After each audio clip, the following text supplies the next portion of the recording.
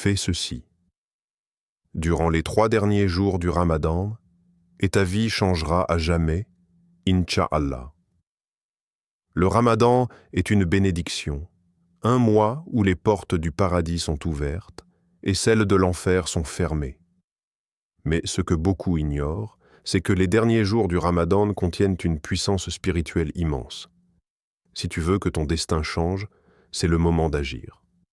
Dans cette vidéo, je vais te partager 3 actions essentielles à accomplir durant ces jours bénis. Si tu les appliques avec sincérité, alors prépare-toi à voir ta vie se transformer par la grâce d'Allah. Profite des derniers jours comme jamais auparavant. Imagine un instant.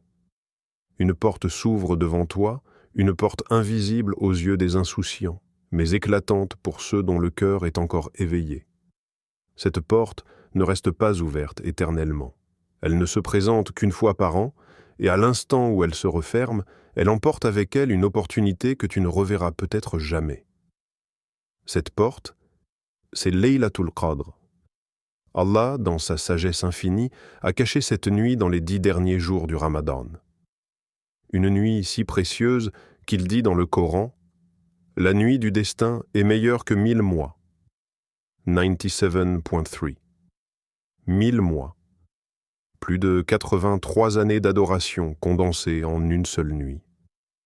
Une nuit qui a vu descendre les anges, une nuit où les destins se scellent, où les âmes sont purifiées, où les prières sont exaucées. La question est simple. Vas-tu laisser passer cette chance? Le prophète et les 10 derniers jours. Un exemple à suivre. Si tu veux comprendre l'importance de ces nuits, regarde l'exemple du prophète.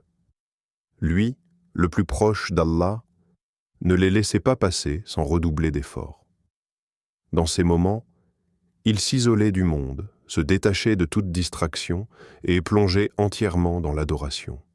Il passait la nuit en prière, multipliait les invocations et réveillait même sa famille, car il savait que ces nuits pouvaient changer le destin. Regarde autour de toi. Tout le monde ne saisit pas cette occasion. Beaucoup se laissent emporter par la fatigue, par la routine, par l'illusion que demain leur appartient. Mais demain n'est pas promis. Le prophète n'avait pas besoin de ces nuits autant que nous, pourtant il les vivait intensément. Et toi, ne crois-tu pas que tu en as encore plus besoin? Un rendez-vous avec Allah que tu ne peux pas manquer. Ces nuits ne sont pas comme les autres.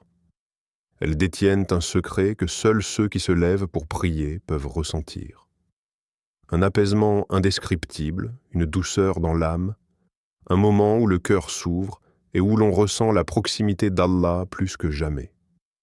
Allah a dissimulé cette nuit afin que nous le cherchions, que nous persévérions, que nous ne comptions pas les heures, mais que nous comptions sur lui.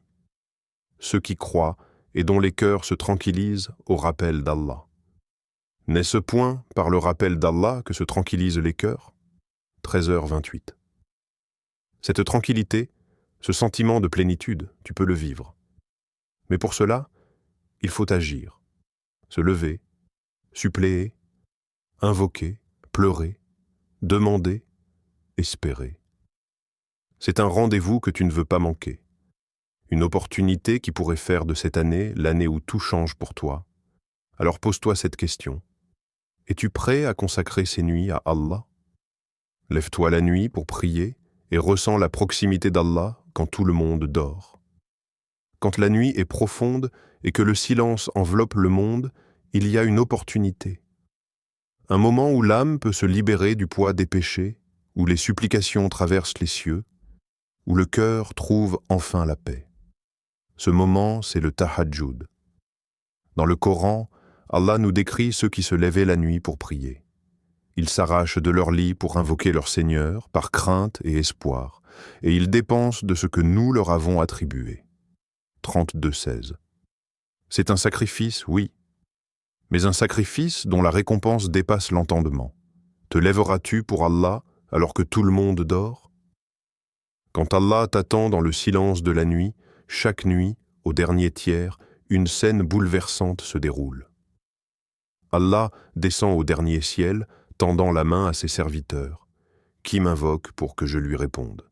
Qui me demande quelque chose pour que je lui donne? Al-Bukhari et Muslim. Imagine, le Créateur de l'univers t'attend. Il t'invite à parler, à demander, à pleurer devant lui. Il écoute tes douleurs, tes espoirs, tes secrets les plus profonds. Combien de fois t'es-tu senti perdu, sans réponse, cherchant un signe? Ce signe est là. Il a toujours été là. Il attend que tu fasses un pas vers lui, que tu poses ton front sur le sol et que tu lui ouvres ton cœur. Comment saisir ce moment béni? Tu n'as pas besoin de prier toute la nuit. Même 2 raka'ats peuvent suffire à illuminer ton âme et à alléger tes fardeaux. Voici comment profiter pleinement du tahajjud. Réveille-toi avant Fajr, même si ce n'est que quelques minutes. Commence par faire tes ablutions avec conscience. Sans l'eau purifier ton corps, comme la prière purifie ton cœur. Prie avec sincérité. 2 raka'at, ou plus, si ton cœur te pousse à continuer. Demande pardon. Il n'y a pas de moment plus propice pour que tes fautes soient effacées. Expose tes douleurs à Allah. Ne garde rien en toi. Parle-lui comme à un confident. Ressens la connexion. Le silence de la nuit amplifie la présence d'Allah. Laisse ton cœur s'ouvrir. Le prophète nous a enseigné que ceux qui se lèvent pour prier auront un visage rayonnant de lumière le jour du jugement. Veux-tu que ton cœur brille dans ce monde et dans l'au-delà? Le secret des cœurs apaisés. Beaucoup cherchent la paix dans le bruit du monde, mais elle se trouve dans le silence du tahajjud. Rien ne purifie l'âme comme cette prière. Ceux qui l'accomplissent ressentent une sérénité que rien ne peut briser. Allah dit « Et invoque ton Seigneur en toi-même, avec humilité et crainte, à mi-voix, matin et soir, et ne sois pas du nombre des insouciants. » 705. Ne sois pas insouciant. Ne laisse pas passer ces moments où Allah est plus proche de toi que jamais. Alors, cette nuit, vas-tu répondre à son appel? Fais des invocations puissantes, doua, avec foi et certitude. Imagine un instant. Tu es seul, les mains levées vers le ciel, le cœur chargé d'espoir et les yeux humides d'émotion. Devant toi, un Seigneur qui n'attend qu'une chose, que tu lui parles. Il n'y a pas de barrière, pas d'intermédiaire, pas de conditions compliquées. Seulement toi et lui, seulement tes mots, tes souffrances, tes espoirs et tes rêves déposés devant l'unique. Allah dit dans le Coran, « Et quand mes serviteurs t'interrogent à mon sujet, alors je suis tout proche. Je réponds à l'appel de celui qui m'invoque quand il m'invoque. » 2,186. Es-tu prêt à saisir ce pouvoir immense que représente l'invocation? Une prière qui peut tout changer. Les invocations, dua, ne sont pas de simples paroles lancées dans le vide. Ce sont des clés qui peuvent déverrouiller les portes de ta destinée. Le prophète nous a enseigné une invocation spéciale pour Laylatul Qadr, cette nuit où tout peut être décidé pour ton avenir. Allahumma innaka afuun tuhibbu al-afwa fa'fu anni. Ô Allah, tu es celui qui pardonne, tu aimes le pardon, alors pardonne-moi. Récite-la avec conviction. Sens la puissance de ces mots. Sens le poids de tes péchés s'alléger. Ressens la miséricorde divine t'envelopper. 2. Comment maximiser l'impact de tes invocations? Il y a une manière d'invoquer Allah qui fait toute la différence. Voici quelques conseils pour faire de ton doua un moment inoubliable. Commence par louer Allah. Avant de demander, reconnais sa grandeur. Dis-lui combien il est le Tout-Puissant, le Généreux, l'infini dans sa miséricorde. Prie sur le prophète. L'invocation est plus acceptée lorsqu'elle est accompagnée de salutations sur le messager d'Allah. Demande avec humilité et sincérité. Oublie les mots mécaniques. Parle à Allah avec ton cœur, comme un enfant parle à son père avec confiance et amour. Invoque pour les autres. Le prophète a dit que lorsque tu pries pour ton frère ou ta sœur en islam, un ange fait la même invocation pour toi. Imagine. Un ange invoquant Allah en ta faveur. Sois persévérant. Peut-être as-tu invoqué encore et encore sans voir de réponse immédiate.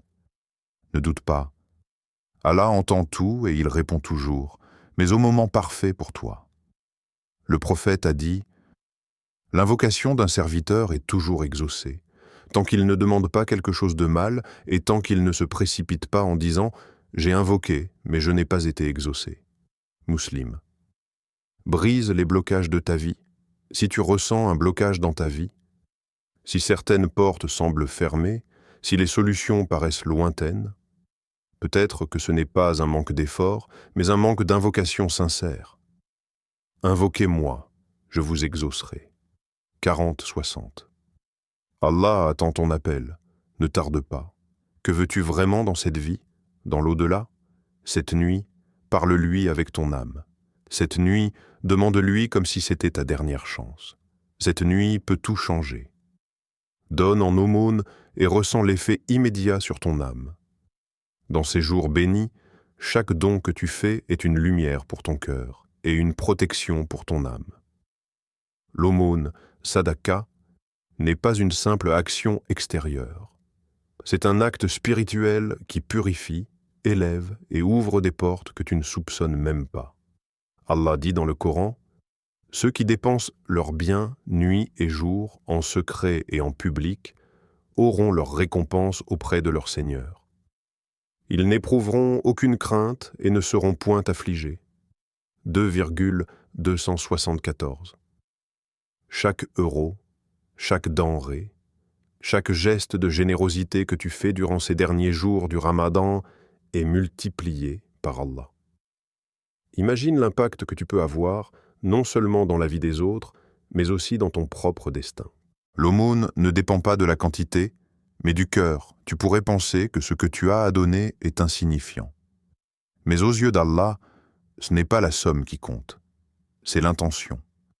Un homme est entré au paradis simplement parce qu'il a donné de l'eau à un chien assoiffé.